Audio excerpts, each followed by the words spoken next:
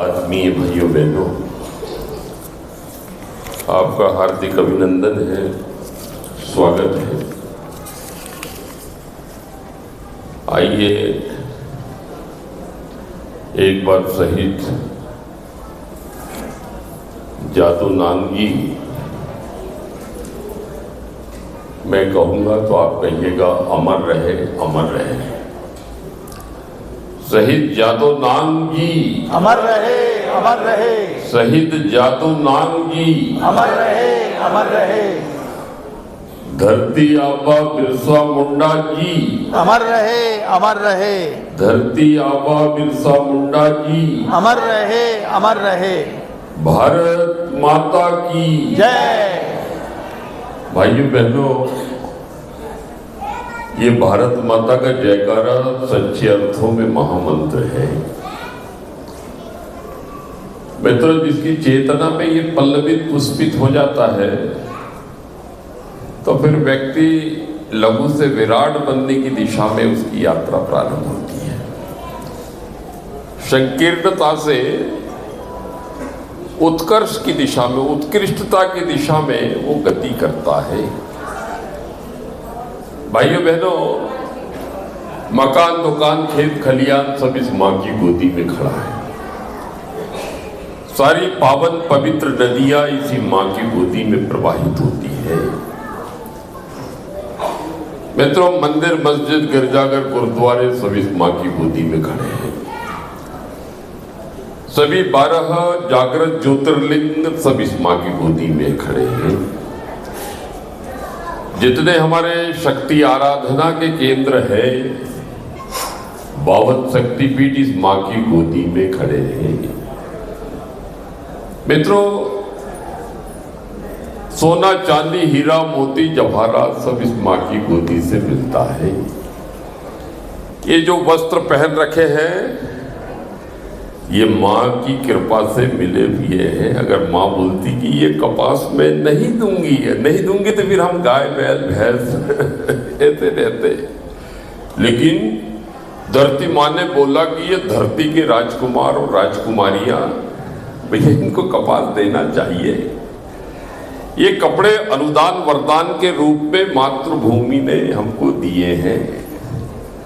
भाइयों बहनों, ये भारत माता का जयकारा जब हम बोलते हैं तो हमारे सारे पूर्वज पितृदोष की शांति होती है, सारे पितृ प्रसन्न हो जाते हैं।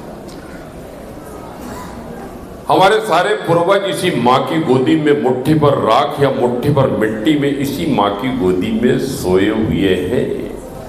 और यहाँ जितने हम हैं, एक दिन इसी माँ की गोदी में मुट्ठी भर राख या मुट्ठी भर मिट्टी में, हमारे अंतिम घर कहाँ है? इसी माँ के गोदी में, इसी माँ के आंचल में है। तब जयकारा बोलने में दरिद्रता का परिचय क्या भाई? और जयकारे का मतलब है, मित्रों, हमारे व्याकरणाचार्यों ने स्वर और व्यंजनों की बहुत बढ़िया व्याख्या की। जय का क्या अर्थ है? ज बराबरी से जिसका जन्म हुआ है, य बराबरी से यम मृत्यु का देवता, जिसका जन्म हुआ है उसकी मृत्यु सुनिश्चित है, शाश्वत है, सनातन है, सिद्ध है। ये बुद्धत्व, ये बोध प्राप्ति के लिए विविध प्रकार के संस्कार और आर्ष ग्रंथों में इसी एक वाक्य को सिद्धि तक पहुंचाने के निमित्त, समझाने के लिए विविध प्रकार के आख्यान वर्णित है। आदमी भाइयों बहनों, एक शर्त है जयकारे के साथ। जयकारे के साथ क्या शर्त है? कि बंधी हुई मुट्ठी के, जयकारा खुले हाथ से नहीं होता मित्रों, बंधी हुई मुट्ठी के साथ में। ये बंधी हुई मुट्ठी सामाजिक समरसता की प्रतीक है। ये बंधी हुई मुट्ठी राष्ट्र की एकता और अखंडता को अक्षुण्ण रखेंगे, इसकी प्रतिज्ञा है। भाइयों बहनों, ये पांचों उंगलियां संगठित होकर राष्ट्र विरोधी शक्तियों के लिए हनुमान जी का गदा है।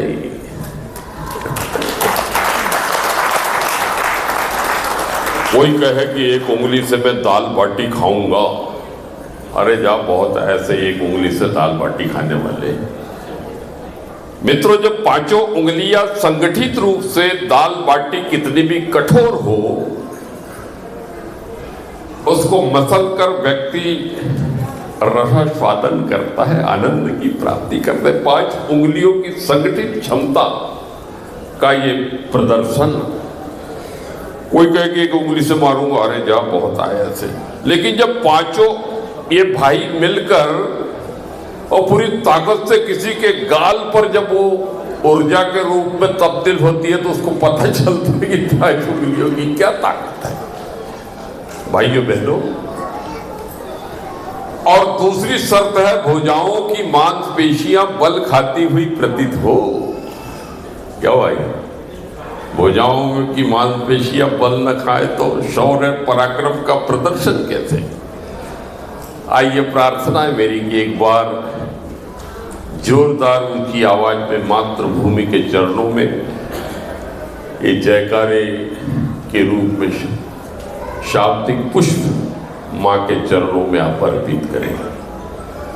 भारत माता की जय, भारत माता की जय, वंदे मातरम, वंदे मातरम। आपका बहुत बहुत धन्यवाद। आत्मीय भाइयों बहनों, आज हमारा सौभाग्य है कि हमारे बीच में कार्यक्रम की अध्यक्षता कर रहे सम्माननीय श्री राज जैन जी, समाज सेवी और लब्ध प्रतिष्ठ व्यवसायी। हमारे बीच में विशिष्ट अतिथि के रूप में सम्माननीय श्री बंसल जी हमारे बीच में है। एक बार करतल ध्वनि से आप इनका भी अभिनंदन करें। हमारे बीच में सम्माननीय श्री गोपाल सुरेका जी, सम्माननीय श्री सुभाष खत्री जी, और आज मुख्य वक्तव्य जिनका मार्गदर्शन हमको जिनका प्राप्त होने वाला है, ऐसे परम आदरणीय श्री प्रमोद पेटकर जी हमारे बीच में हमारे अखिल भारतीय प्रचार प्रमुख हैं। एक बार भाइयों बहनों इनका भी तालियों से आप अभिनंदन करें, स्वागत करें। विशिष्ट अतिथि के रूप में हमारे बीच में सुशील बाहिरी जी, और हमारे बड़े भाई, मेरे बड़े भाई आदरणीय श्री सुरेश कुलकर्णी जी सहित सभी हमारे समविचारी संगठन के सभी हमारे ज्येष्ठ श्रेष्ठ हमारे भ्रातागण, आत्मवत मित्रवत सभी हमारे बंधु बांधव, शक्ति स्वरूपा देवी स्वरूपा सभी हमारी बहनें, और हमारे बीच में उत्तर पूर्वांचल और जम्मू कश्मीर से जो छात्र छात्राएं पधारी है, सबका मैं हृदय से अभिनंदन करता हूं, स्वागत करता हूं। भाइयों बहनों, आज का ये जो कार्यक्रम है बहुत ही विशिष्ट कार्यक्रम है। इसके माध्यम से जनजाति समाज की संस्कृति, उसके संस्कार, परंपराएं, रीति रिवाज, जीवन पद्धति, ऐसा समग्र चिंतन मंथन करते हुए ये जो प्रकृति का बीज है, इस पर एक वैचारिक यात्रा चिंतन मंथन के निमित्त हम सब लोग यहाँ पर एकत्रित हैं। भाइयों बहनों, सनातन संस्कृति के आदि और अंत के रूप में ये जनजाति समाज नैसर्गिक रूप से हमारे बीच है। जो तत्ववेत्ता है,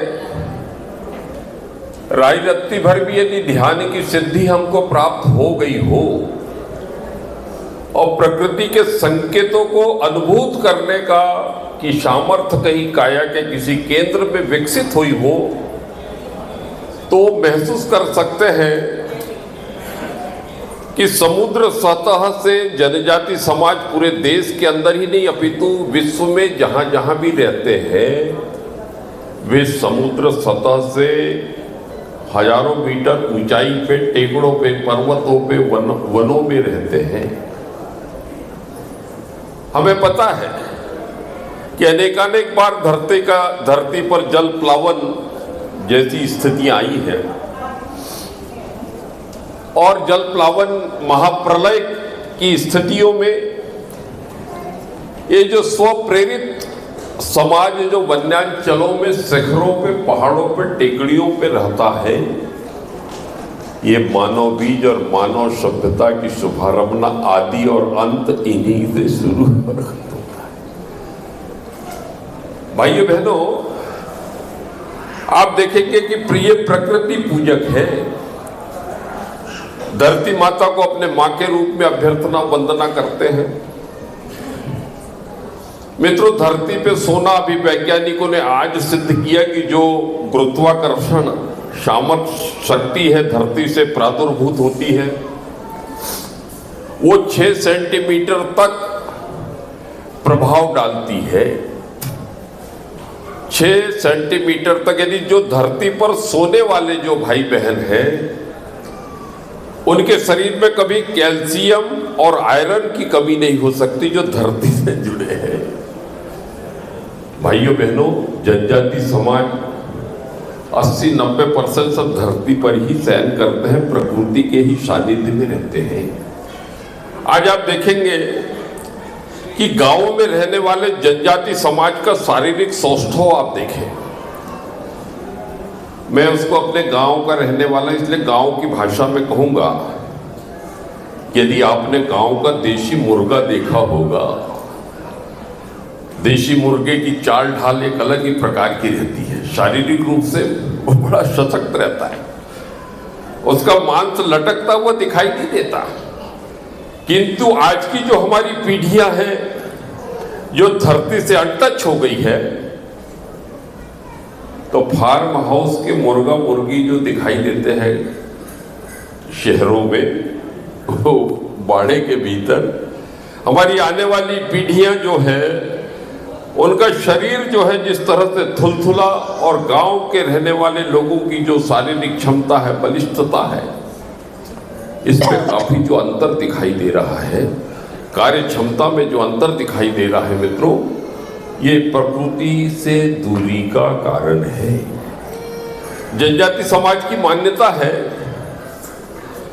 कि बरसात में गीले हो, 10-12 बार हमको गीला करा देती है हमारी माँ। क्यों?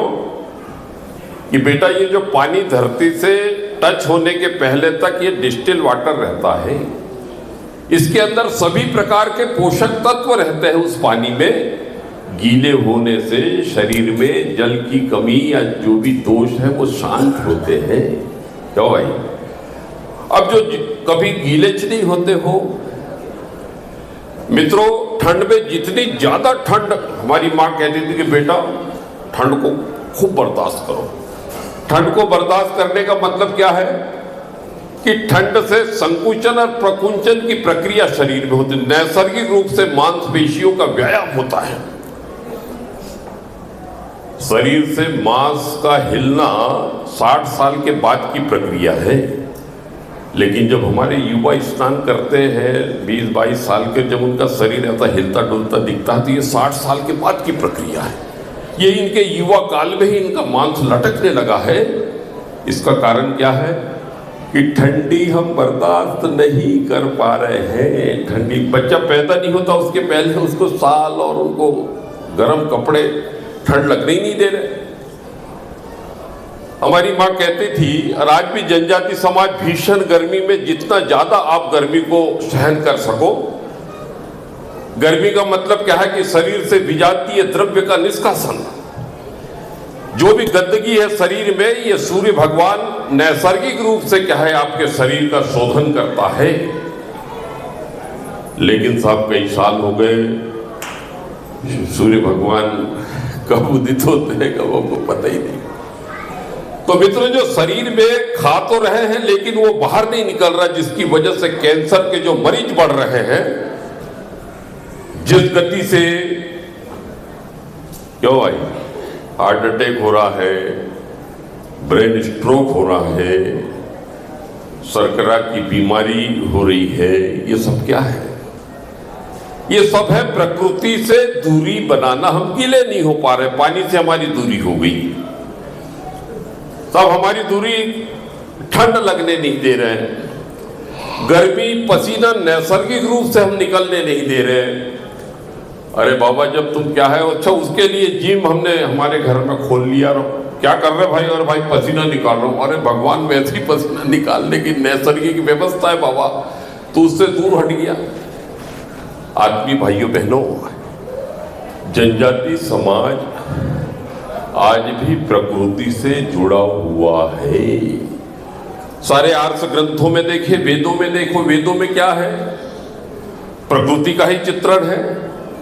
जब ये सनातन धर्म के आदि पुरुष, आदि समाज, जनजाति समाज जो प्रकृति पूजक कहता है अपने आप को, और सारे वेदों में वर्णित है कि हमको प्रकृति के शरण में रह के प्रकृति की वंदना हमको करनी चाहिए।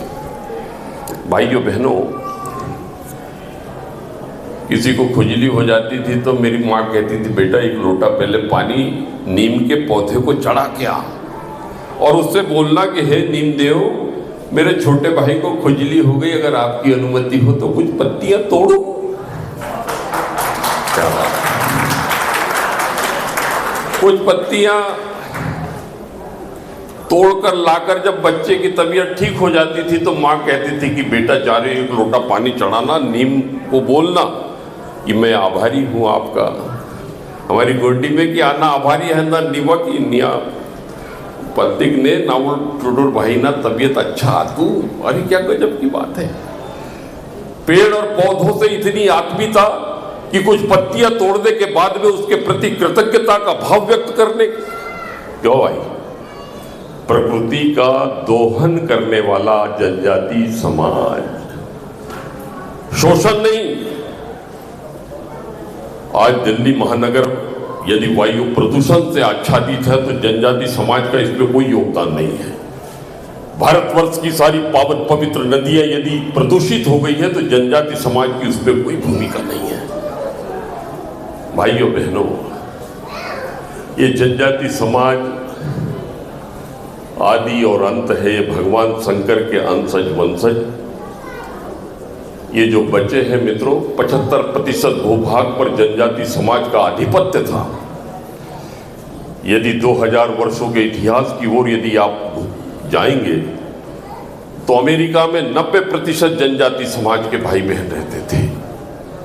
लेकिन दुनिया में जिस तरह से शोषक और शोषितों के मध्य में जिस तरह से भोग भौतिकी पेट प्रजनन के लिए जीने वाले लोग, और एक तरफ यहां से भाई साहब ने मंत्र कहा था कि ओम विश्वानि देव शवितर दुरितानि पराशु यद भद्रम तन्न आशु। ओम शांति ही शांति ही शांति।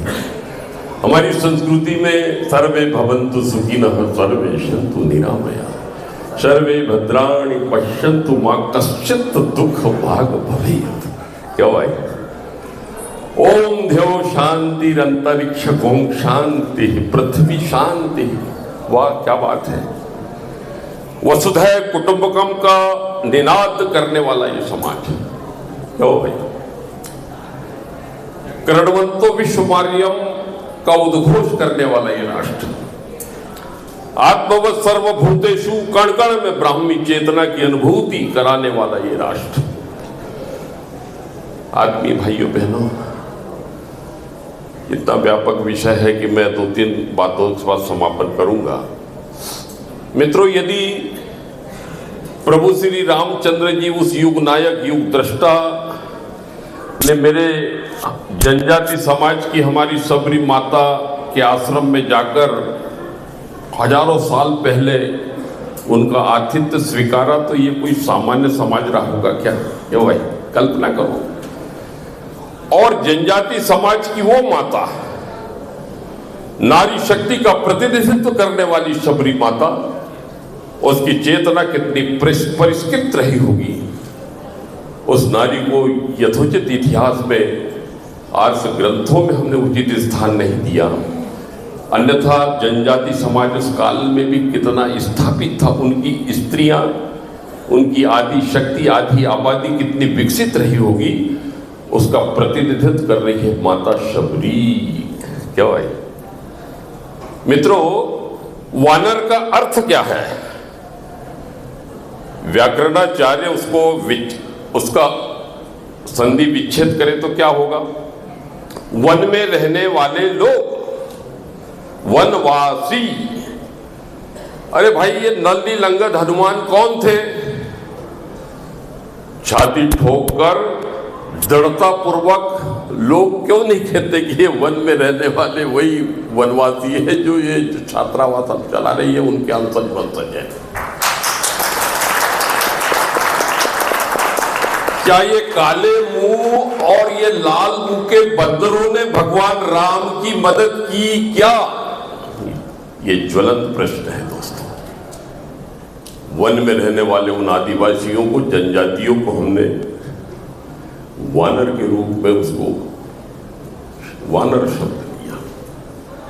ये उनके अंशज वंशज है जो प्रभु श्री रामचंद्र जी के साथ में मिलकर अनीति, अनाचार, पापाचार, व्याभिचार और अधर्मियों का संहार करके राम राज्य की स्थापना में अपने शौर्य और पराक्रम का लोहा मनवाया।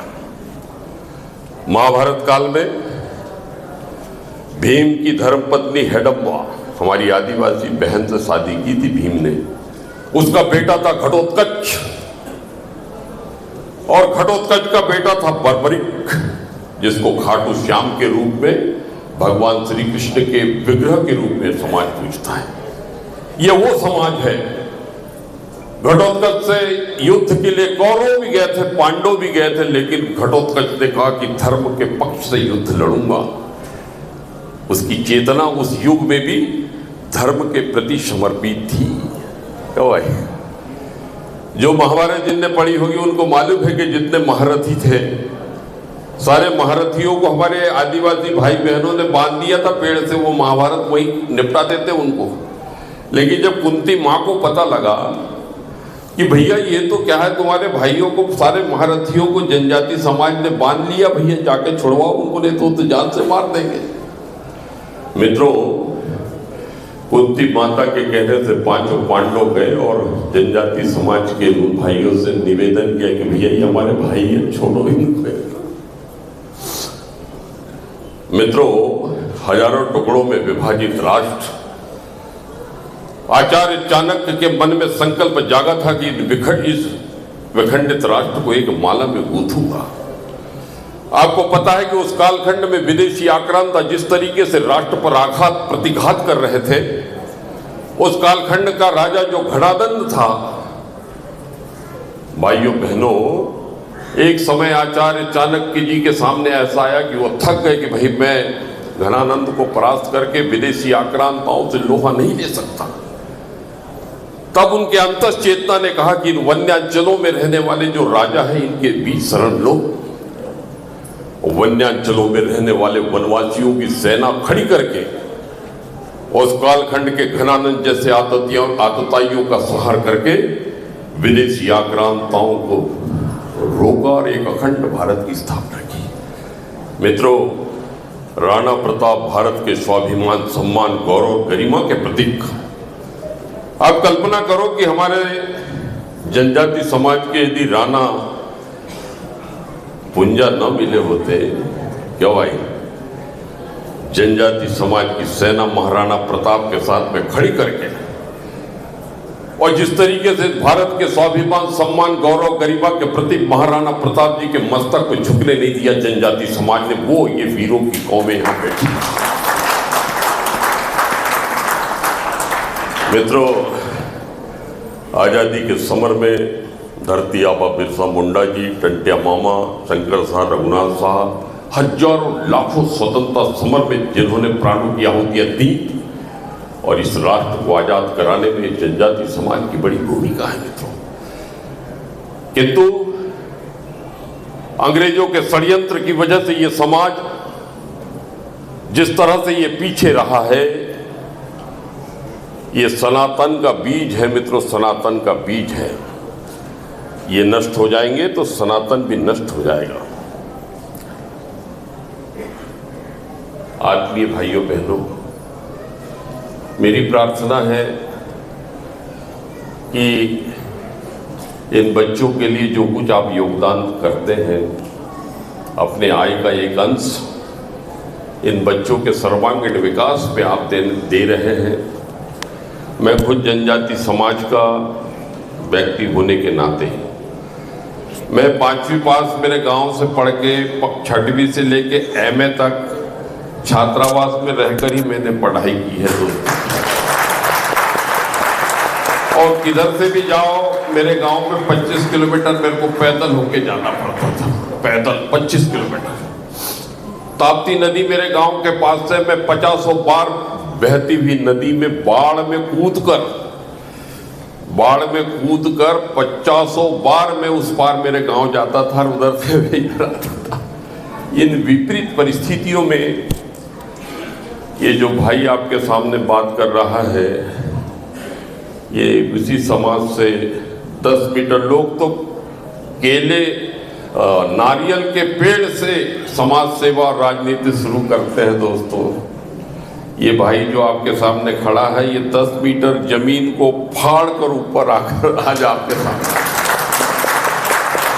मैं और ज्यादा विवेचना न करते हुए जितने भी इस महाअभियान में ये जनजाति समाज के अंशज वंशजों के लिए अपने आय का एक अंश देकर इनको पल्लवित पुष्पित कर रहे हैं, मैं आप सबके चरणों में प्रणाम निवेदित करता हूं और भगवान से प्रार्थना करता हूं कि आप लोगों के जीवन में खूब सुख समृद्धि और ऐश्वर्य की वृद्धि हो और लगातार धर्म क्षेत्र में आप आगे बढ़ें और इसी तरीके से हमारे जनजाति समाज और इस हमारे वनवासी कल्याण आश्रम के माध्यम से मित्रों, हमारे जो संस्थापक हैं, आदर्श पुरुष हैं बाला साहेब देशपांडे जी, उनके चरणों में सच्चे अर्थों में मित्रों ये पुष्पांजलि होगी।